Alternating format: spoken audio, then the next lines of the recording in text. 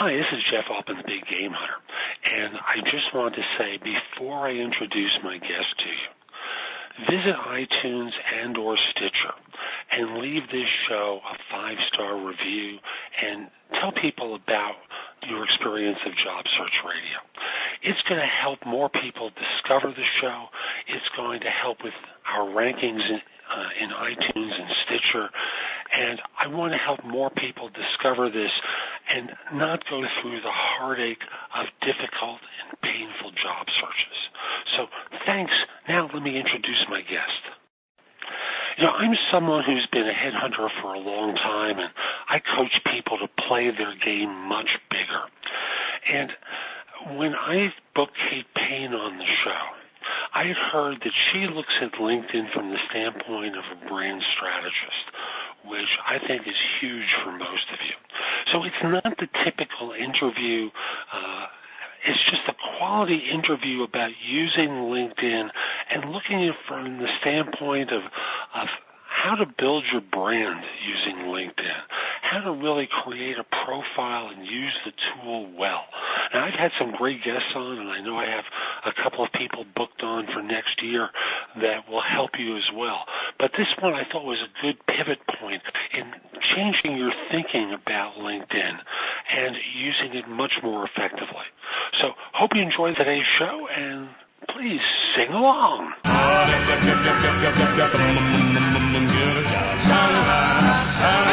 Are you looking for a new job or interested in leveling up?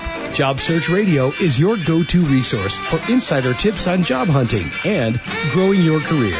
Here's your host, Jeff Altman. So my guest on this show is Kate Paine, a PR person, speaker, brand strategist who helps people and businesses really stand out. Kate, welcome to Job Search Radio. Great to have you on board. Thanks so much, Jeff. I'm happy to be with you. Especially after the technical challenges we just had. Whew. Yes, that was right. I was excited to do my debut blab performance, but I'll just blab with you by audio. There we go. So, as you look at LinkedIn profiles, I don't think I have to tell people that they shouldn't use a kitten shot, they shouldn't put on the wedding gown or the tuxedo shot. I think most people know that's a professional headshot that they put on. But there's a lot that goes wrong with a lot of people's profiles. When you look at a profile, when you're critiquing them for people or writing them for people, what do you see that they've done wrong? What are the big mistakes that they make? Well, I think that some of the biggest mistakes, and it's not even the fact that they're doing something wrong, it's just that they're not aware and educated about some of the new ways to be able to brand themselves on LinkedIn. So the first thing I look at is the headline, which is the spot right underneath your name at the top of your profile page. It's where typically people put their job description or title. And that was the way it was back probably over a couple years ago. And then LinkedIn has an algorithm now that keeps shifting and changing, as does Google. And they suggest now to optimize your headline so that you're talking about what you do, not who you are and what you do, because no one's going to go on and search for, financial representative. Level 14. Exactly. So no one's going to go in and search for somebody by name. No one's going to go in and search somebody by title. They're going to look for the industry. So, for example, whenever I take a look at someone's profile, I say, well, first we need to fix your headline, and we need to do that right away. Let's optimize it for SEO, and I will give a caveat here. I always say, as far as writing and the kinds of things you want to put in your headline, your summary, and in other sections of your LinkedIn, you want it to be about you. You want it to be conversational in tone. So I always say write 80% for yourself, like for authenticity, and 20% for the robots. You still need the SEO. It's what helps rank you higher. But you still want to be, you don't want to be keyword stuffing either. So when a person writes their headline, should they be thinking like the LinkedIn job titles? Like, as someone who periodically advertises on LinkedIn for positions, they encourage me to start typing, and they will automatically populate a field for me once it recognizes what I'm trying to communicate. Should someone do that for the profiles, for the headline as well? They can. I I go a bit deeper, and I think that anybody can do this. So think about it. When you go online to Google and you're going to search for a place to go on vacation, or you're going to search about something you want more information on, you think of those keywords or search terms that are going to be relevant to your search, right? Mm-hmm. So, for example, for somebody like me, who's a LinkedIn profile writer, somebody might go in and type in LinkedIn profile writer, writing service, LinkedIn profile makeover, something like that. And then that's a search term. That's a keyword or a search term. So what I do is I try to find a few terms that fit within LinkedIn's 120 characters. That's not words. It's characters and words combined, so including spaces. And a lot of people don't think that, so they'll write 120 words, and it's not going to work. By a lot. By a lot. So, for example, for me, I'll, when I'm working with someone, I'll take a term for them. We'll do some research, some SEO research on their keywords and terms, what's popular, and then also I pick out something that's kind of quirky about them that isn't a search term, but it's something that in their headline that makes you relate to them. That might be something kind of funny. I always say funny, but not cheesy. For example? For mine, for example, I have woman-owned business champion. So I've got all my PR and my LinkedIn stuff, and then I say woman-owned business champion because that's an icebreaker, or could be. I just did one for a woman who is the head of marketing for a large law firm, and she's, the head of marketing, does the PR. She's very, very talented, master's degree, and her hobby is riding horses, and she's a serious horseback rider. She goes on vacations out west to ranches, working ranches, and that's her hope someday. She actually really wants to either own a ranch, or she always jokes that she wants to be in a rodeo. So here she is, this really big-time professional, well-educated, and in her little quirky thing it says aspiring rodeo queen. And I love it. Isn't it great? Yeah. So I do that with I suggest that to everybody I talk to, and I do it for all of my clients. I find that one little quirky thing to put in somebody's profile, because you know what? If you're amongst the thousands of others financial representatives out there, what's the one thing you love? People are going to remember you for that. It's going to make you stand out from the other people who are just sort of using the regular old terms. And it makes such a difference to stand out. You have to stand out. In a universe of currently 300 million plus people, you have to do something to distinguish yourself. Otherwise, you look like another robot on LinkedIn. Yes, exactly. Yep. So that's where I go, and I also tie that into their story and their summary. When we can discuss that when we get to that section. But the headline is crucial. It's also one of the highest places that LinkedIn places importance for keywords and search terms. Is the headline, the summary, and actually your volunteer section. Interesting, the volunteer section. I know we're going to come to that a little bit later, but I want to stick with the headline for a second and a detail. And I know applicant tracking systems sometimes have difficulty reading anything around the line. So if someone puts a line underneath some part of their resume, most applicant tracking systems have difficulty reading what's above or below. And the same thing with slashes. They have trouble reading before or after. Do you know if the headline has that same issue as well? It doesn't have the same issue. It actually has a different feature on that same vein that you're talking about. You could actually use a pike. It's a straight line that's on your keyboard. It's called a pike. It looks like a capital I or L. But you can use a pike to separate. You could use a bullet point. You could use any kind of little bullet point, if you want to use a star. I don't like the star. I think it looks funny. It looks a little flashy. So I use a pike. And what happens with that is when you use the pike or the bullet point between those terms in your headline, that actually isolates that term between the two pikes as a search term, so LinkedIn sees it that way. So, for example, in my headline, it also says Vermont Public Relations. So that's a search term, and I've got a pike before it and after it. So that pike, of course, counts towards your character count, too. Sure. Does that make sense? Did I answer your question? Because you did beautifully, and that's a home run, and I have to go back and look at my profile after we do the show. I happen to have yours open, Jeff. But you know what? Yours is fine. Because you are who you are, so you get away with that. But you could put something quirky in there about you. That would be fun. It's hard, given I have to do the recruiter thing. I have to do the big game hunter thing. Of course. And I have to do coach, because that's the work I'm moving towards. So at the end of the day, I'm kind of limited there, but I'll take a look about the line there and see if that works. Right. I can get something in there. So it's another way also too that when I'm sorry, go ahead. No, I'm sorry I interrupted you. My apologies. No, I was just going to say, it's also when I look at someone's profile, it's one of the first things I assess. Because some people have obviously have been reading up on LinkedIn, or they stay in the loop and they stay fresh on all the updates across all social media platforms, which we know change by the hour practically. You can tell when somebody's paid attention to the recommendations that they've read in blogs when you see somebody's tried to do that with their headline. So when I see that, that's also a sign to me that somebody's really making an effort and they're trying to do, the quote-unquote right thing. Ooh, so we've got the headline down. You mentioned the summary before as the next major area of improvement. I'll follow your choice of terms rather than mistake like I used.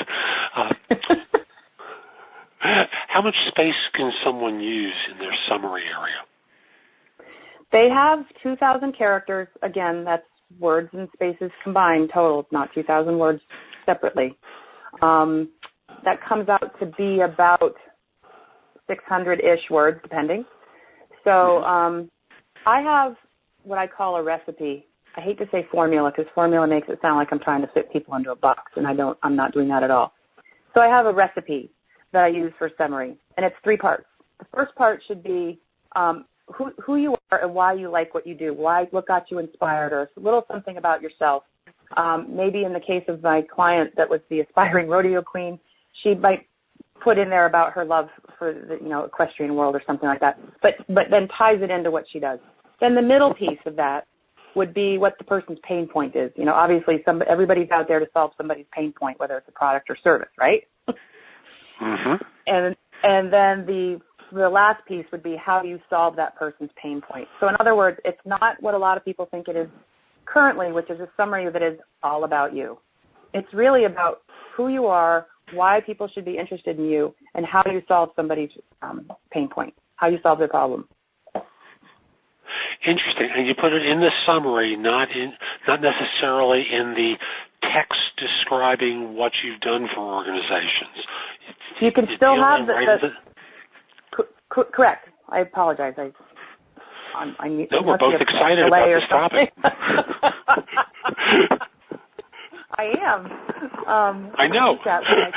You're very passionate about this. You do it all the time. You've helped a lot of people, and you want to make sure that everyone gets it. I understand that, and it's wonderful. Well, yeah. So, you've been working with people for a long time and placing them in jobs. It's pretty rewarding when you know you've had a hand in helping somebody get there. Agreed. And I know that's true of you as well. So rather than compliment one another, let's go back and give folks more info. Okay. So in the summary area, we've got this cookbook or the recipe with 3 parts to it. Are you someone who encourages people to put their contact information in the summary? Yes, I do. I always try to put at the end something like "Let's connect," even though it's not linkable. It's not a clickable link. It's good to put it there because some people don't know to click on the contact info, that little tab that has the little mini Rolodex icon on it. Some people don't know to do that, or they don't list it in the bottom where you can have another contact section. So I always just put in there and make sure it's an email or a phone number that you don't mind the public seeing. Right. I'm a believer in that as well. And my premise is if someone is looking for someone like me, I don't want them necessarily using an in-mail to communicate with me. Correct. I want them to be able to just reach me right away.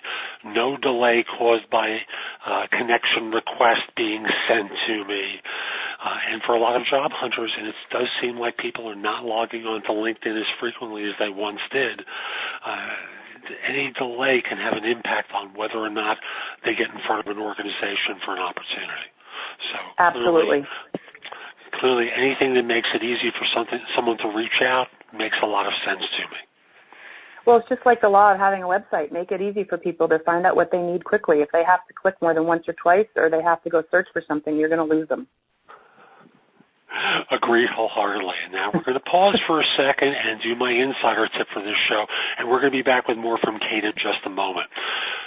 This show, I'm going to do a tip about one of the mistakes I see in people's resumes all the time, which is objectives. And I hate to be this blunt about it, but I am going to be this blunt. Who cares? Who cares what your objective is? An employer can read that objective, take a look at it and go, our job isn't that way, and wind up not contacting you for an opportunity that you would find interesting.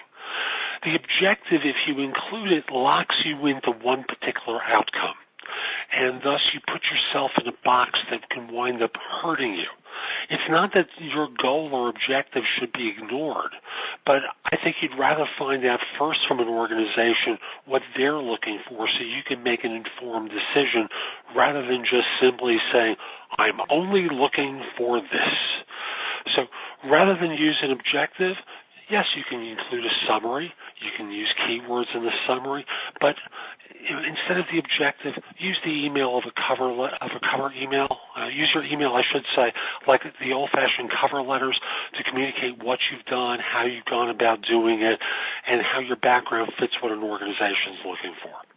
So that's my tip for this show. There's a lot more at my website, which is thebiggamehunter.us. Visit the site, go exploring. There's a lot there that you can watch, listen to, or read to help you find work more quickly. Now let's come back to Kate and find out more about LinkedIn profiles. Ooh. So we were talking about summaries there, and we were in agreement about making it easy for people to reach out to someone from once they've identified someone as fitting on LinkedIn. Anything else about the summary? And again, I think it's useful if you repeat the 3 points again so people can hear them once more. Well, the first thing is to just really keep it compelling and make it creative. Make it so that it has 3 parts to it. Who you are, why people should care about you, why you know what you know. Just like a paragraph, and don't go on and on again. Then lead into, is this your pain point, or is this the product you need, or is this the person you're looking for to fill this position? And then address that, how this is your pain point. And then the part after that is, this is how I solve your pain point, or this is the skill I can bring to your organization. And then, if you want to transition into the experience section, then you can have more in the experience section that might tease out a piece that you referred to in your summary, or that is something that exists on your hard copy resume. Cool. Now, URLs on LinkedIn. URLs, I have one that I adopt. I was member, I think 7564 of LinkedIn. So as soon as they start offering things, I tend to get them offered to me early. Mm-hmm. So when I wanted to brand myself via a URL, I was able to grab the Big Game Hunter. Mm-hmm. For a lot of folks, there are a lot of names that are already taken. What do you think people should wind up doing if their name has already been chosen? Well, especially people have common names, it's going to be hard. I mean, if you're named John Smith, that's going to be tough. You'll probably be John Smith number 1,500 or something. So you can try middle initial. You could do first letter, last name. You can, if you have a business, use your, if you're a personal branding, for your own business, use the name of your business if it's short. So you can type it in, and then, of course, as some people may not know this, LinkedIn will keep giving you suggestions. So try to think of something easy so that if you use it on a business card or in your email signature, or even in the middle of a conversation saying, look me up at LinkedIn at Kate Paine, that would just tell them that my LinkedIn address is /Kate Paine. So there's ways to try to get around it. Initials help, even if you are like a senior or a junior, if you're a guy, something like that. See how you can make it work for you. Cool. So, and I agree. We have to do something that distinguishes you rather than those 147 character URLs that LinkedIn seems to give out when you first sign up. Oh, they're horrible. You don't need percent signs and asterisks and exclamation points in your LinkedIn address. And it's free to do this, by the way. And you don't have to have the premium version. I mean, this is a free thing to have. You don't need to have a special version of LinkedIn to be able to do that. Cool. Now, you mentioned volunteering, and I don't want to forget about that. So Any particular reason you think LinkedIn advantages volunteer work? Well, I think that in our world today, more and more people are getting involved in so many different ways to help in their communities or help, with a national cause or something like that. And when you show that you're engaged, whether you're a person looking for a job or a person who owns their own business or a business owner or an employee or whatever, showing that you're engaged in your community is something that people really want to see. We're talking about renewable energy and our more green economy and all of those kinds of things. That volunteering is now really, LinkedIn pays a lot of attention to that. Like I mentioned earlier, it's the most searchable parts of a LinkedIn profile are your headline, your summary, and the volunteer section. And the volunteer piece was fairly recently added into the mix with LinkedIn within the last maybe 3 to 6 months.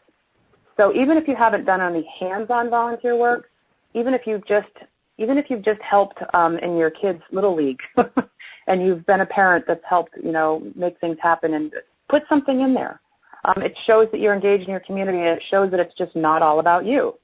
And people really like that. I think they connect with that. And so LinkedIn obviously places weight on that, and it is important. And I think it tells a lot about somebody. It's sort of like that little quirky piece we talk about using in your headline or mentioning in your summary.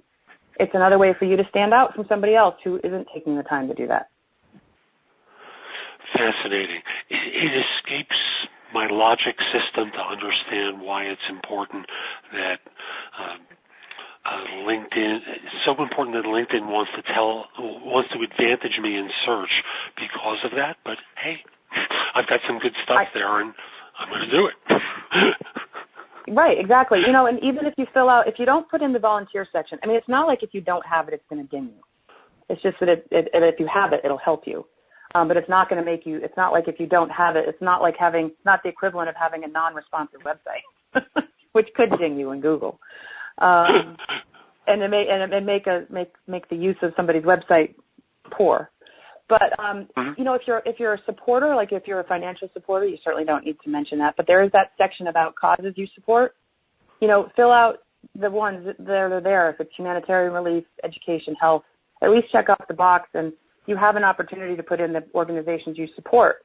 If you want to, you can choose them. So if it's the March of Dimes or it's Make-A-Wish or whatever, you can add those in there. And again, that still shows that your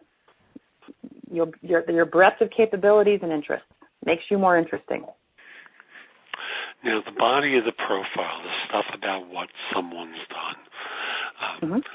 I think the temptation a lot of people have is doing a copy and paste from their resume. It sure is.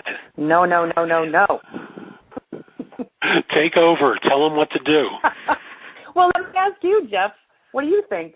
What do you tell people? You help them do their resumes. Do you tell them the same? No, I do tell them the same thing, and what I say to them is really very simple. Think like the audience of recruiters that's out there trying to find you. What do they want to know about you? So part of it is keyword stuffing. I don't want to say stuffing, but making sure the keywords of your background are prominent in that section as well as they would be in a resume. But I also think in terms of some of the metrics that most people don't include in either their resumes or in their profile, where you can measure your success or your impact on an organization. So that could be money saved or money earned, things along those lines. Right. Is that what you would have people communicate as well? And what else do you have them do? Well, I have them send me when they fill out my questionnaire and intake form. I also ask them to send me a copy of their CV or resume, and most of that is for pragmatic use, so that as I'm uploading information, I have that chronological order of things. Because a lot of people don't even include it on their LinkedIn. And doesn't serve them well either. We don't have to go back. If you're a person that's in a career transition in your 50s, we don't have to go back to the job you had when you got out of college. But, going back. The truth is, if you ever get a job based upon what you did in the 1970s, keep it a secret. Yeah. Exactly. And you don't need to let them know that you waited tables. Unless you're trying to become like a maitre d' or something, I don't know. But at any rate, what I will suggest is, hey, you've got this really well done in your resume, and you've talked about how you've saved company money, for example. then pick out a case study out of that, a quote-unquote case study, where you can write maybe 2 or 3 sentences about the one thing you did. You can still note that information, but how did you do it? Did you pull a team together? Did you, whatever it is that you did to make that happen, tell a little bit of a story about it, and I mean short and sweet. A lot of people put lengthy descriptions in, and LinkedIn will give you a lot of room to do that. But, we're in a world where people want to get the meat of something and they want to get it quickly. And a lot of recruiters, frankly, I've got 2 good friends who are headhunters, and I'm sure you must say the same thing, Jeff. Correct me if I'm wrong. People skim. So they don't necessarily. You mean we don't read every word like it was Dostoevsky? Come on. My goodness. So while it's compelling, keep it concise. And showcase something so that when a recruiter or a potential employer goes to your LinkedIn page, they're going to get something there on your profile page that's different than what's in your profile. And I go back to, again, the part that makes you stand out, the little interesting pieces about you, things that nobody would know about you. Those really make a difference. It makes you far more well-rounded to somebody. If you cut and paste your resume and you put it in your LinkedIn, I mean, you're basically looking at the same thing except they're getting a picture. That's a funny way of describing it, but you're absolutely right. And I'm also going to remind people about something here because it happens all the time. We all know firms are looking at LinkedIn profiles after they get a resume and while they're engaged in the interview process. But so many job hunters forget to make their LinkedIn profile and their resume congruent.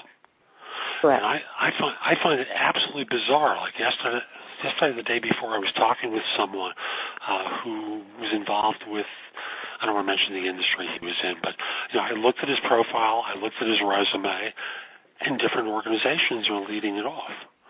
Mm-hmm. That's interesting. And it wasn't that he didn't update it; it was just completely different things were there. So right. He was referred by a friend. I had to very politely smack him and say, firms are looking at this. This firm doesn't exist anywhere in your resume. What do you think is going to happen when someone discovers this? Right. So, right. The answer is your resume is deleted. And I'll add another tip to what you're saying too. Is it amazes me when people are job searching and they really want to use their LinkedIn profile. And I'll say, well, what company are you trying to apply to? Well, I'm applying to X company. Well, I don't see it in your groups or companies that you're following. A recruiter's going to go look and think, are they doing their homework? You can't tell if they looked at your website, but you can tell to see if they're at least following the group or the page for the company within LinkedIn. I mean, that just makes sense. It's just a smart idea to do that. And for a lot of professions, I had an earlier guest do a show about Pinterest. And that's a way to initiate engagement is by following a firm on Pinterest. So especially for people who are in graphical or visual arts, it's a great place to follow. But that's for a different show. That's the one I did. That is a different show. But yes, right. I mean, any of those things that are tools where people can go and check to see how you're doing something, or if they really are going to go after you, they're going to look into this stuff. They're going to see if you're paying attention. And that's a great way to look at it, is paying attention. Because amateurs take the lazy approach. They're passive. They wait for things to land in their lap rather than going after them or giving the appearance of going after them. Right. And by following a firm, it's not like you're engaged in so much effort. Stuff is going to come to your inbox. Great. Right. And you can read it at your convenience. Great. But it does give an impression to an organization. We're starting to come up on the end of time with one another, and I want to make sure we cover other points that you want to make about how to create a great profile for LinkedIn or how to use the tool well. So I'm going to hand you the baton here. What haven't I asked you about that we need to cover? Well, engagement is key. I mean, having a great, solid, strong profile is great, but if you're not utilizing it or you're not utilizing the platform, then, I always say at its most basic, everyone should have a strong LinkedIn profile, only because it's in some ways it's our current phone directory, if you will. And if somebody's going to look you up, think about it. If you're going to go meet somebody for coffee, whether it's an informational thing or somebody wants to pick your brain, or you're going to meet coffee because it's a friend of your kid's friend who's thinking about going to the college you went to, you're going to look them up online. You're going to type their name in, and what's going to pop up? Typically their LinkedIn profile. So why not have that LinkedIn profile be correct, refresh, keep it updated and fresh and accurate? So at its most basic, to be that. I'm also going to mention groups as well, because I'm a big booster of group usage. And LinkedIn just made it a lot easier for people to be involved with groups. So releasing the new Groups app makes it so easy if you're taking just 5 minutes and you want to start working at creating the impression to lots of people that you're an expert in your field. Using the Group app, it takes so little time that it's just a no-brainer for becoming involved with groups more easily. Correct. You nailed it all on the head right there. So LinkedIn, as some people may or may not know, there used to be private groups or there were open groups, and they were the private groups were moderated. And so if you wanted to get into them, you'd have to you'd have to request an invitation, and then you'd get vetted, and then if they accepted you, you were in. There were many open groups that you could just join, and you'd be in. Those open groups started to become very spammy over a long period of time, and so LinkedIn finally made all groups private as of about 2 weeks ago, and which is going to be great because it's going to weed out a lot of the spammy people that are in there. And one thing you could do now is if you get engaged in groups, a lot of people go, well, I don't have time to participate in 10 groups. Well, then fine, follow 10. But be active in one, or whatever works for you. But if you're going to do it, be consistent and be committed. Engaging as a thought leader, showing yourself and being a thought leader in a group works. Every single person I've worked with, it's helped them, and they never did it before. It helps me in my business for sure, and it's just a no-brainer to be able to get involved and engage with groups. Certainly, doing regular daily posting, where you're sharing other people's, peer industry kind of articles, your own little nuggets based on something you might have put on Facebook or Twitter or whatever else you use. Just use different wording so it's not duplicated. Add tips. If you think you can do it once a week, commit to once a week. If that starts to work, go more. Make it manageable. It's easy to talk about these things, as you know, Jeff, about all the things we can do, and then someone feels overwhelmed, like that sounds like so much more time. So make it manageable.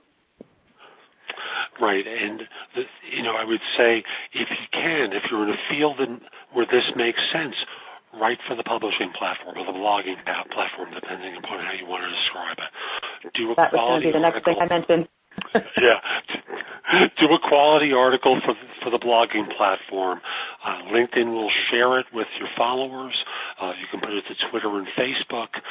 In addition, you can post it to Google Plus any number of ways, but it goes a long way toward demonstrating your expertise. Sorry I took your thunder. My apologies. No, you didn't. It was a nice, no, you're exactly right.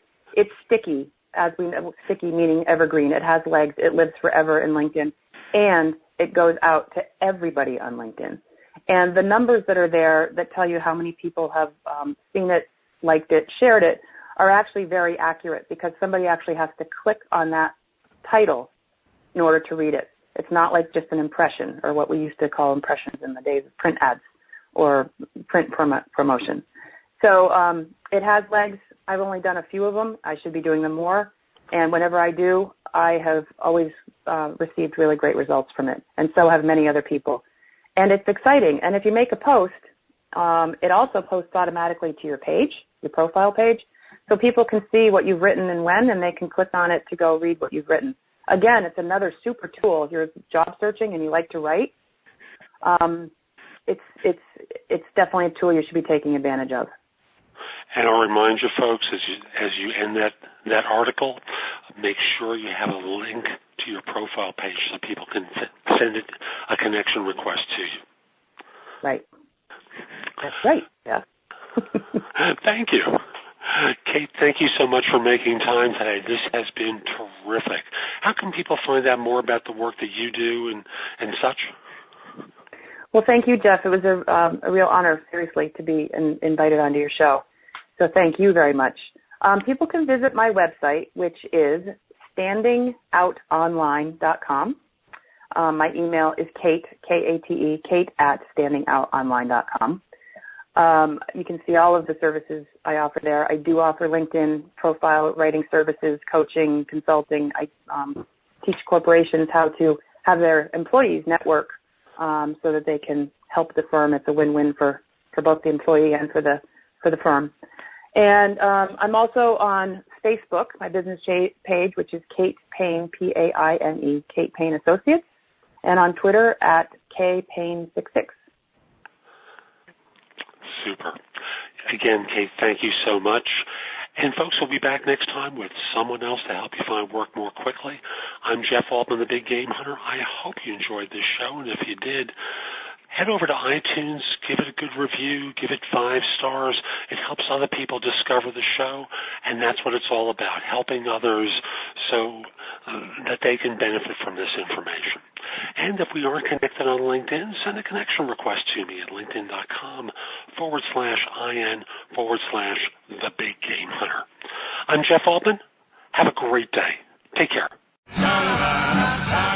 For more job search advice, visit Jeff's website at thebiggamehunter.us. That's thebiggamehunter.us.